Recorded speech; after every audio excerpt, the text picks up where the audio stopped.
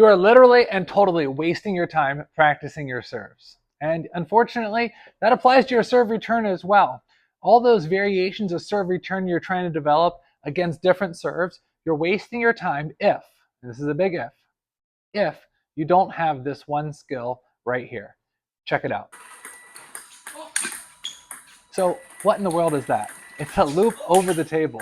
You see, if you have a tricky serve and they give you a slightly floaty push, maybe not real deep, maybe kind of short, half long over the table, and you can't take advantage of this shot and really go for full power on this one, then you're losing your opportunity. No matter how good your serve is, most people will figure out a way to manage to get it on the table. But it's not about the serve, it's what comes after the serve. So in addition to practicing your serve, you need to practice this one skill. The same thing for your short push. As you can see in this video, center is pushing short and then looping over the table. Now, if he has the ability to push short, even if it was a tricky short push, the one he's demonstrating here in the video is not tricky, but even if he had a really tricky short push and he's able to get the opponent to give him a slightly high ball, if he can't finish afterwards, then those hundreds or thousands of hours that he's working on that short push aren't really going to help. You see, it's not just the push, it's what comes after the push. It's not just the serve, it's what comes after the serve. So here, using your Power Pong robot, how do you practice this? Well, the robot actually doesn't come standard with this drill, so I'm going to walk you through kind of how to program this one. So the first one we want to be able to do is a backspin ball.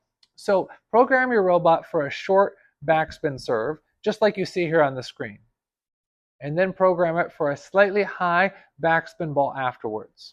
Now we're going to have a rest before the next sequence, and we're going to create 4 of these types of sequences, and then we're going to use shuffle placement.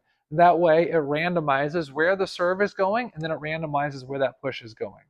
Now keep in mind, after ball 2, 4, 6, 8, we have a little bit of a break. That way you get that natural stop.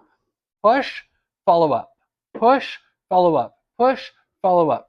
I've coached many players for many years, and this is one of the most efficient ways to take any player, beginner, intermediate, advanced, and be able to have more threatening shots against the opponent. Why is this particular shot threatening? Because your opponent is close to the table. You see, when he's 40 feet back from you, you're 10 feet off the table, and there's a 10-foot table, and then he's another 20 feet off the table. You guys are 40 feet apart. He has plenty of time to react to your shots. But guess what? We know for a fact that he's close to the table, because when he returned your serve, he gave you a pop-up on this one, or when he served and then you pushed short, he gave you a pop-up. So for this particular shot, he's close to the table. So at point blank range, you're coming in, you're charging over the table, and you're hitting this shot. I don't care who he is, this shot is scary. Similar to if you've ever played against any of the top choppers in the world.